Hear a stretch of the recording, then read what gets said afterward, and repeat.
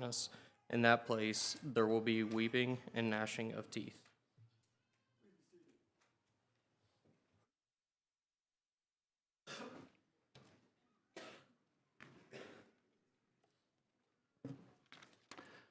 So good morning, everyone. Good to see all of you here this morning. Listen, if you are visiting with us, we want you to know that you are a welcome guest and that we're very thankful that you have chosen to come and spend these moments of worshiping together with us here at Linder Road.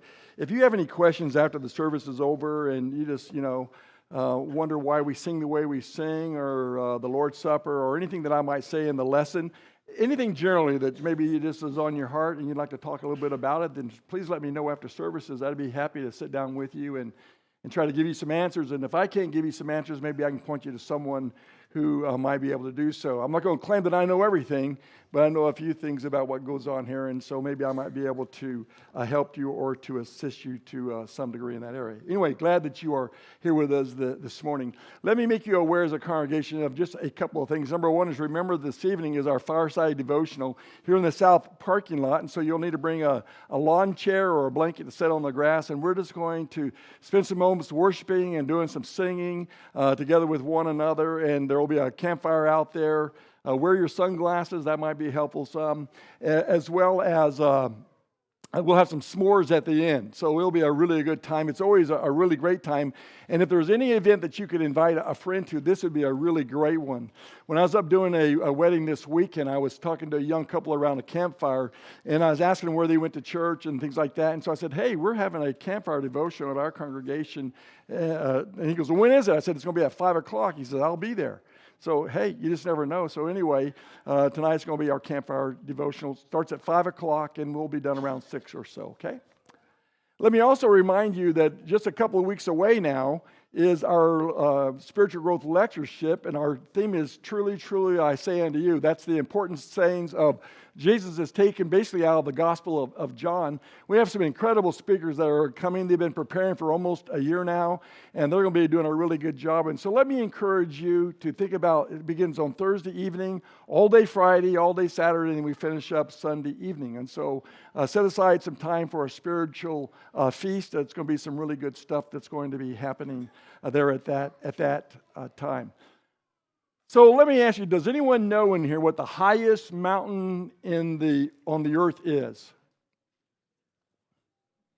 Well, if you don't know, it's Mount Everest. Mount Everest is a huge mountain. It's 29,032 feet. If you have an idea of how huge that is, there's very few airlines that fly above that height. They fly up around 38,000, but that's only like 10,000 more than Mount Everest. And so Mount Everest is a super high mountain, and because it's such a high mountain climbers are always pushed to climb the Mount Everest as just the ultimate feat in and of itself.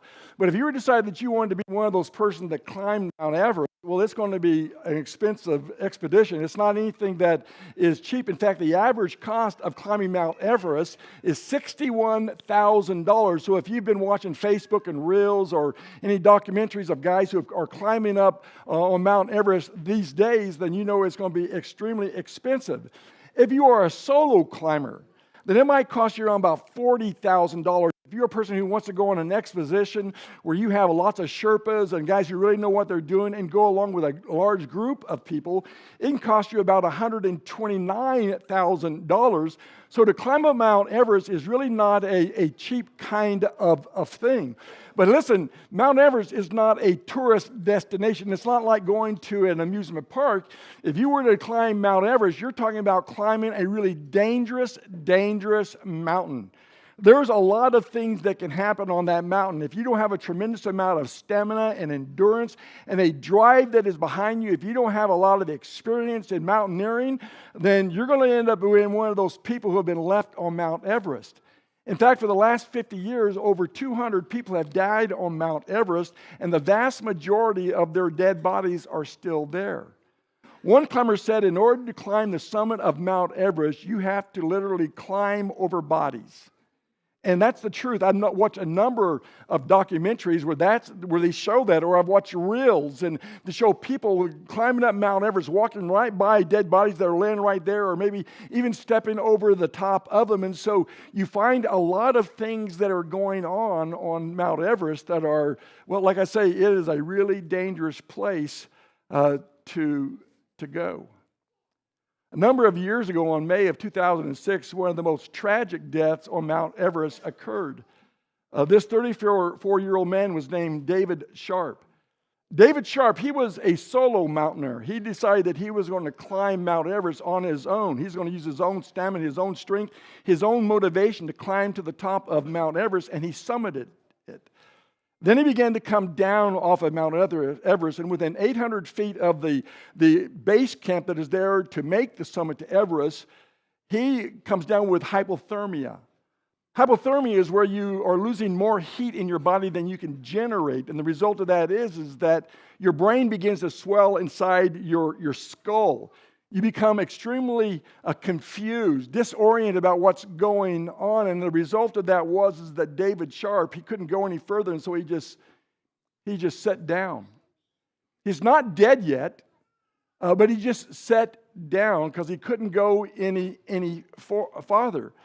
As he was sitting there were a group, about 40 other climbers, who were going past him within 800 feet of the base camp, and they're going past him, and they see that he is in trouble, but they recognize the signs of hypothermia, and in their minds, he does not have long to live. And so they just passed him by. Went right by him.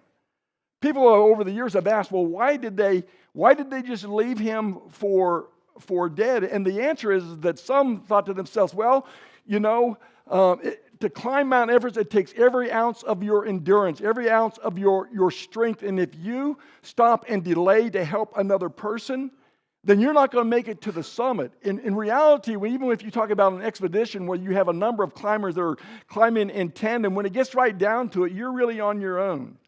No one can get you to the top of the summit. You and you alone will get you to the summit. And so these people decide, listen, I want to make it to the summit. I've spent thousands upon thousands and thousands of dollars to get to the summit. And if I delay here, I'll never make it to the summit. Besides that, he's going to die anyway. So they passed him by and they left him for dead. And he did, in fact, die. I want you to hold that story in your mind for just a little bit here, and I'll return to it after a few minutes. In the meantime, I want you to open your Bibles, if you would, to Matthew chapter 25. That was a scripture that was read to us just a few moments ago by Will. I'm not going to read down through that for you, okay? But we are going to take a deep dive into what is going on here because I think it's important. Now, in Matthew, the 25th chapter, you recall in the 24th chapter, Jesus said, listen, the destruction of Jerusalem is coming. There's a sign that you need to look out for, and that is when you see the armies surrounding the city of Jerusalem, you need to get out. You need to go. And then in verse 34 of that same chapter, he says, listen, when the Son of Man comes, now he's talking about his coming into the world and the judgment of the world, and he says, no one knows when the Son of Man is going to come. Not the angels, not the Son of Man himself or the Son of God himself. Only God the Father knows when he is going to come. And then you come down to Matthew the 25th chapter. In Matthew the 25th chapter, Jesus is going to share with his listeners 3 parables.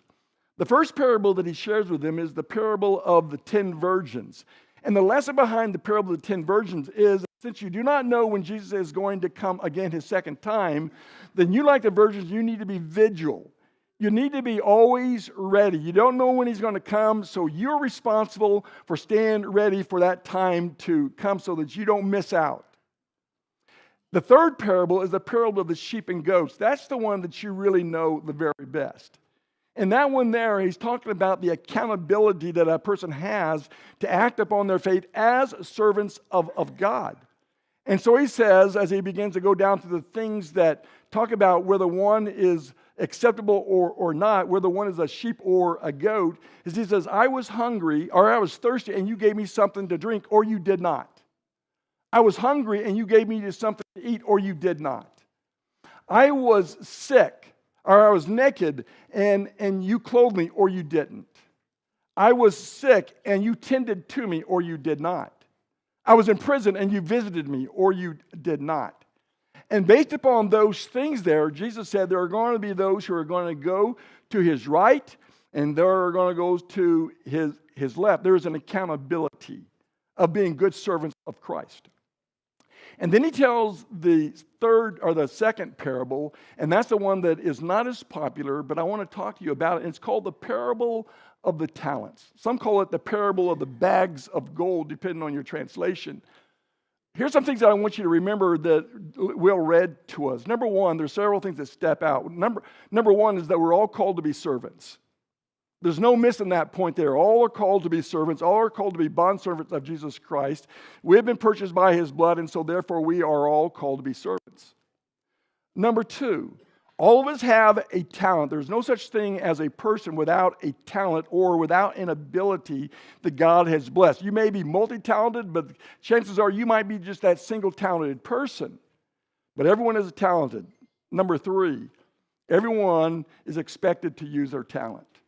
Everyone is expected to perform the talent, the ability that God has given to them without exception, and there is a cost if you do not do so. Either it's well done, thy good and faithful servants, or cast them out into utter darkness.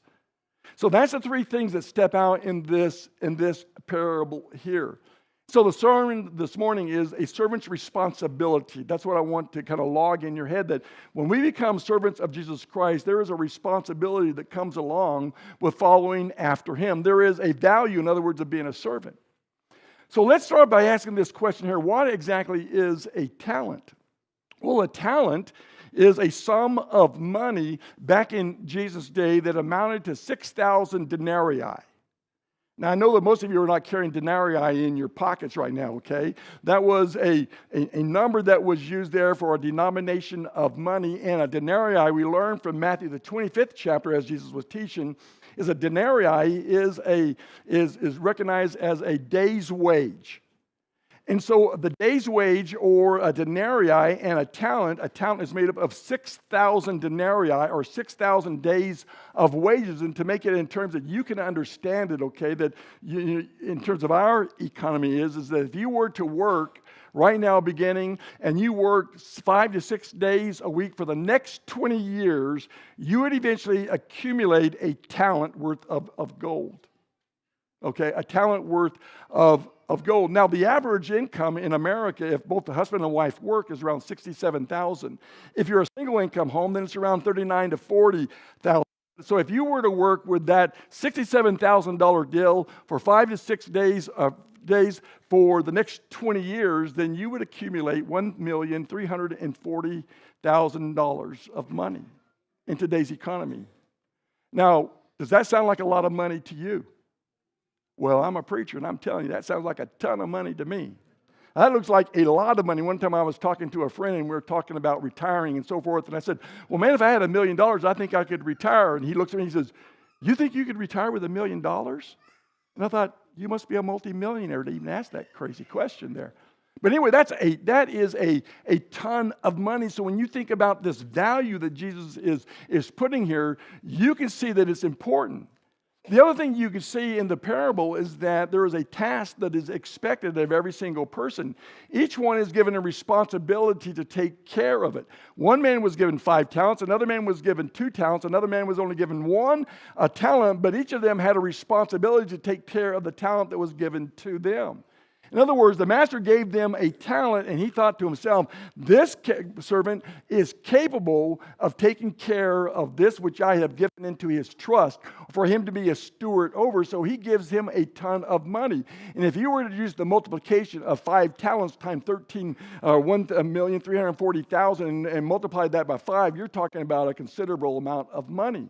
If you just look at 2 talents, that's a considerable amount of money. If you talk about 1 talent, a considerable amount of money. But the master, he gives them the responsibility to take care of that because he believes he has the ability to do so. So what's the lesson? Well, part of the lesson is that we are all called to be servants, right? We're called to be servants. And when we became Christians, we made a confession in our conversion journey, and that is we confessed Jesus as Lord. The word Lord there is the Greek word kurios, and it means to be the master of or to be the Lord over everything. So Jesus becomes a master. So when you look at that parable and you see a master there, you can say the master represents Jesus or the master represents God, and those servants represent us. And in this room here this morning, there are some of you who are 5 talented people. Some of you are 2 talented people. Some of you are 1 talented people. But you have given your life as a master to the master. Ephesians 2 and verse 10, it says that we are his workmanship, created in Christ Jesus for what? For good works. And so we have been given ability to take care of the things that have been placed in our charge. Each of us has a specific task that Jesus wants us to accomplish. And so for us to understand how valuable that is, he puts it in terms of money. So why does Jesus use terms of money? And not just money, but an exorbitant amount of money. Well, because he knows that that's something that all people throughout the ages are sensitive about. And that each of us, we like to have money. More money always seems to be better in our minds, but we understand the value of money, and Jesus understands the value of money. And so he says, one man is given 5 talents, an exorbitant amount of money. 1, 2, exorbitant. 1 talent, exorbitant amount of money. So what is he trying to get across? He's trying to get across the value of things. The value of what God has given to us is extremely important to serving our fellow man, and in terms of the things that we do in this life. The other point is that we've all been given an ability, that we're to serve God with our talents, and that we have an ability that he has given to us. Look at verse 15. Verse 15 says, to the one he gave 5 talents of money, to another 2 talents of money, each according to his ability. 1 talent according to his ability. And then he says the master went on a journey. He is entrusted now with us. Where did Jesus go? Well, he went on a journey. Where did he go? He stood at the right hand of God. Is he coming back? Absolutely. And then in the meantime, we have been entrusted with a stewardship as servants with a certain amount of talent or a certain amount of ability. But what I want you to see is that each of us have been given an ability, each accordingly. So he's not going to give us something that we cannot do. He's not going to bless us with something that we're not capable of accomplishing in our lives. So the master gives each exactly what he wants them to have and what they can handle. It didn't matter to the master whether there was many talents or whether it was simply a talent. The talents were equally important to him. That's what you need to remember about this parable. Each talent is important to him. He expects us to perform. So he goes away, but he comes back again, and he goes back to the 5-talented man. And when he comes back, he sees that he has taken that 5 talents and he has multiplied it with the traders into 10 talents. And Jesus' words to him was, well done, thy good and faithful servant. You have been faithful with a few things. I'll put you in charge of many things. Enter into the joys of your master. He was pleased with how the man handled his talents. Well done, thy good and faithful servant. Then you have the 2-talented man. The 2-talented man comes back and says, Master, I've taken the 2 talents and I've multiplied it into 4 talents. What were Jesus' words? Well done, thy good and faithful servant. You have been faithful with a few things. I'll put you in charge of many things. Enter into the joy of your master. Do you see anything that is common there? Whether it was 5 talents being multiplied into 10 or whether it's 2 talents being multiplied into 4, Jesus or the master says the exact same thing. Well done, good and faithful servant. You've taken care of a few things. We'd say a few things, that's a lot of money. Well, you've been taking care of a few things. I'll put you in charge of many things. So what is he saying? He's saying that God doesn't look at your talent. He looks at what you do with that talent. That's what God is concerned about, whether it's 5, 2, or 1. What are you doing with the talent that God has given to you to serve your fellow man, to serve him, to serve the church? A lot of people will say, well, I'm not all that talented. I don't have the gifts that some of you people have in here. I can't teach. I have a lousy voice. I can't sing. I can't do missionary work. I can't work on computers. I can't cook. I don't have a lot of money to give to the church. I can't do this. I can't do that. And on it goes. But here's what I want you to understand is that God doesn't care about what you can't do. He cares about what you can do. I've given you the talent. What are you going to do with that? To be a servant of Jesus Christ. What are you going to do with it? So he's not concerned about all the things you cannot do because all of us have things that we cannot do. But with what we have, we can. And we ought. And we're expected to do so. So the parable is essentially telling us that we're not just to sit there and do nothing. We're to do something with it. We're to find something. We're to create something. We're to do anything. But the one thing we shouldn't do is not do nothing. I don't know if that's great English or not. Maybe it's cannot do anything. But listen, you're expected to do some stuff. You're not expected just to warm pews, to show up on Sunday morning and put your time in. You're expected to get up off your pews and do things at the end of the day. When you walk between your week, between now and next Sunday, you're a servant of Jesus Christ who is blessed with talents. Jonathan Winter said, if your ship doesn't come in, swim out to it. In other words, do something. Become a servant. Find ways that you can serve your fellow man. Okay, but then that leaves us with the one talented man, right? The one talented man is an interesting character because it says that he has just one talent and he's afraid of the master because he says, I know that you sow where you have not, you reap where you have not sown, and you bring things in that you didn't put a lot of effort into. And so, listen, when you gave me this much money, this $1,340,000, and you expect me to do something with it, I was afraid of you, so I buried my talent. I put it away. And the master calls him an evil and wicked servant because he did so. Now, the master, he would not have been upset with the one talented servant if he had just gone out and put it into a bank with the bankers so he could draw interest on his money. So when he returned, there it would be. He would at least receive back money with interest. But he didn't do that. And the result of that is he becomes angry with this one talented person. So what do we learn from the one talent man? Well, God just wants us to try. He just wants us to try. He's not expecting us to multiply things all over the place. He's expected us to put the effort in. He didn't have to try very hard. I'm not asking you to do what the 5-talent or 2-talent guy did. I'm saying if you just would have put the money in a bank so I could have drawn interest on it, that would have been something. So he just had to put the effort in and to try. If he had done at least that, then the master would have been satisfied. And that's what he said to him. If you just done this, I would have been okay with it, but you didn't. So what do we learn from the parable? Well, we learn to put some effort to try. I thought about a preacher who was up working. He lives in a 2-story house. He's up in his study, and he's working there, and he turns around to get a book that he's needing for his sermon. But the book's not there. He remembers he's left it downstairs beside his chair, and so he calls his little daughter up, and his daughter comes up, and she says, honey, would you go down and get my book? It's beside my chair. It's the one that is there. It's this color. Just pick that up for him. Would you bring it to Daddy? She was so excited. Man, she ran off. She went down that stairs. She grabbed the book. She came back up and gave it to her daddy, and it was the wrong book. Her dad didn't say, you stupid kid. That's the wrong book. That's not even the right color book. You messed up really big time here. He doesn't do that. He takes the book from the little girl and says, honey, thank you so much for bringing Daddy his book. This is really going to be helpful to me. And the little girl goes on, feeling all good about herself because she had tried. The guy, he takes the book, he waits till she's gone, and then he silently goes down the stairs and gets the book that he needed.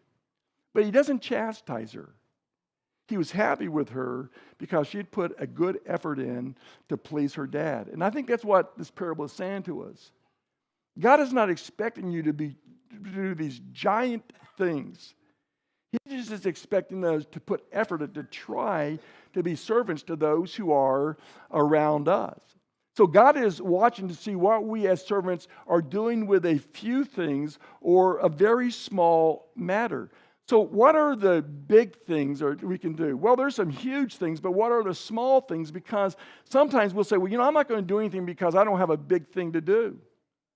I'm not the teacher. I'm not the preacher. I'm not the song leader. I'm not leading prayers. I'm not doing devotional thoughts. I'm not leading Lord's suppers. I'm not doing those kinds of things. And so if I'm not going to do a big thing that gets really noticed, then I'm not going to do anything. But as servants, we sometimes do things that people never notice or ever see. But are they any less important to the life of the body of Christ here? Well, the answer obviously is no. Everybody is needed here. We're like a body where every part is necessary. And we know that from 1 Corinthians, the 12th chapter, that every person, every member in the body is extremely important. Those things are outward that we can see are important, but listen, there are things inside that you don't see or that are vital. I mean, the nose seems to be pretty important if you like to smell things and taste things. Eyes are great if you want to see things. Hands are great if you want to feel and accomplish things. But let me tell you what, without some lungs, you're going to be in trouble. Without kidneys, you can't see. You're in big trouble. Without your heart pounding away, guess what? It's over. So everything is important no matter how small or insignificant they can be. So what are some small things that we can do to show that we can be trusted with bigger responsibilities? Let me just share some of them with you, okay? One is just physical help. Being able to use our talent to physically help people. How about cleaning up after services? When you're done here this morning and you get ready to walk out of here, why not police the area that is around you? If you've dropped a bunch of Cheerios, senior adults, pick up your Cheerios. If you've left if you've taken of the Lord's Supper, don't leave your cup in the front. Take your cup with you and toss it in the trash on the way back. If you see trash on the ground, pick up the paper of the trash that is there. Work around you. Help police things up. You probably won't be a notice for it. No one's going to go up and say, man, I'm thankful that you picked up the Cheerios. Man, that was a great job picking up the trash. Probably not going to happen. But God knows that you have served this congregation in some great ways. Help maintain the ground, pick up trash, shovel snow on sidewalks. Lance is always looking for guys that will do that as well as Bud. If Tinky, when it snows here, someone has to clean those sidewalks off, put some salt rock down there so we don't slip all over the place. That becomes super valuable. Spring and fall cleanup. We had some who were here yesterday cleaning up our place so that it's going to look nice and spiffy when we have our lectureship here in a couple of weeks.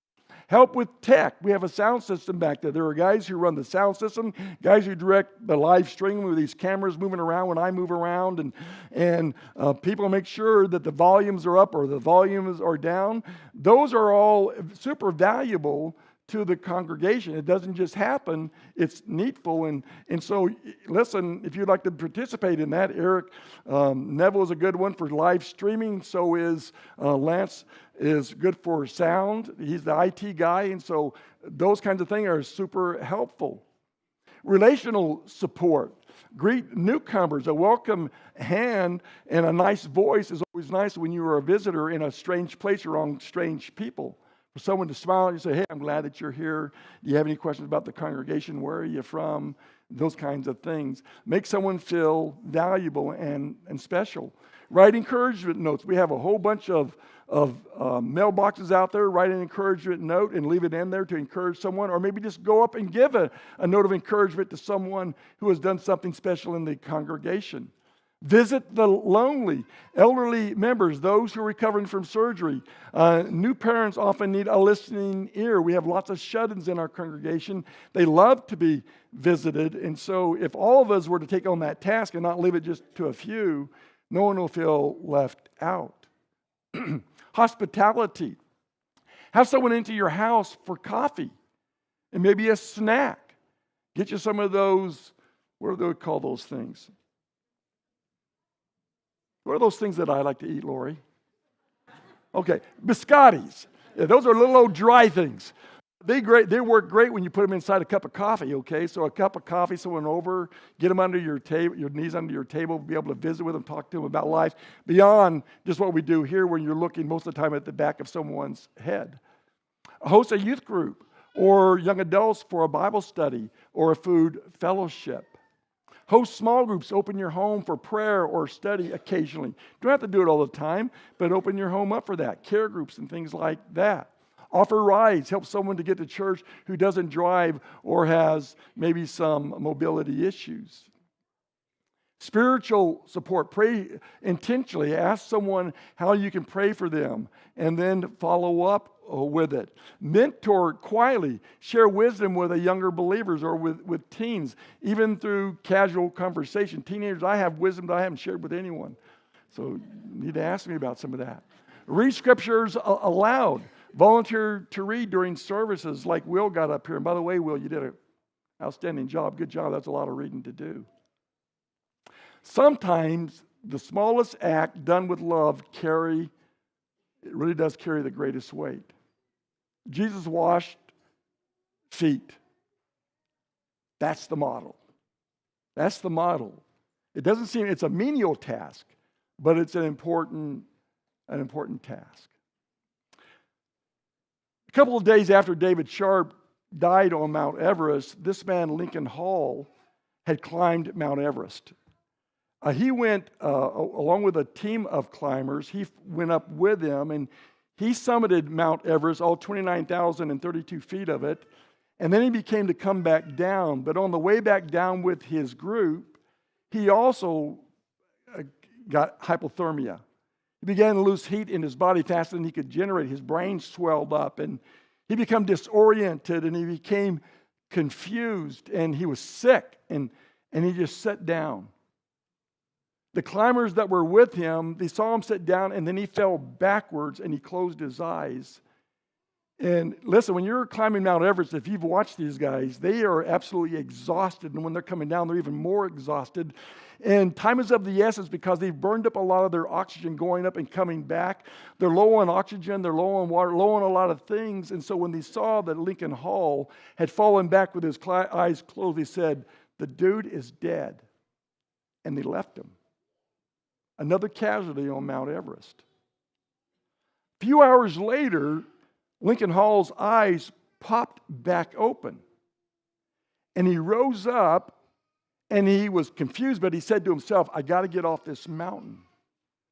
So he began to make his descent off the mountain. And as he began to descend off the mountain, he knew that he was alive, but he wouldn't be alive long. And as he's going down off the mountain, he became exhausted. And now he says that I feel like I'm burning up. But he wasn't burning up. He is freezing to death. But in all the process of this, he decided he's burning up, so he began to strip his gear off. He's now sitting at 10,000 on a 10,000-foot ledge. He stripped down to his waist. And about that time, a fellow by the name of Alan Bash and his team, who was a Canadian climber, they were coming up. They were trying to summit Mount Everest, and they come by and they see Lincoln Hall sitting on this 10,000-foot cliff. They said he is stripped down to his waist. The suit is completely unzipped. He's got his arms outside of the sleeves. He has no hat on. He has no goggles on. He has no oxygen on him. He doesn't have a sleeping bag. He doesn't have anything to lay on. He doesn't have any water. He is completely out of oxygen. And they had to make a decision. What are we going to do? If we stop and help this guy, we have spent thousands and thousands of dollars to get to the summit, and now this guy is here. What are we going to do? And without a single word, they all looked at one another and they'd said, "Listen, we've got to abort our summit. We've got to help this guy." And so they began to share their oxygen with him and their water. They helped him get redressed. They made sure he had goggles on, that he had a hat on, and that he had gloves on his hands. He lost almost all of his fingers, by the way. But they helped him with that until a rescue team could show up at the site, and they showed up, and they were able to get Lincoln Hall down off the mountain. They were great servants. They wanted to, they were just like those people who left David Sharp behind. They wanted to make the summit. They'd spent their thousands. Chances are the guy's probably going to die anyway, but that's not how they saw it. We will do what we can to save this man. Those 40 people who walked past David Sharp and left him for dead, Afterwards, they did make the summit and they got down off of it. But they had questions. The people were asking why. They had to make all kinds of excuses for why they didn't help David Sharp.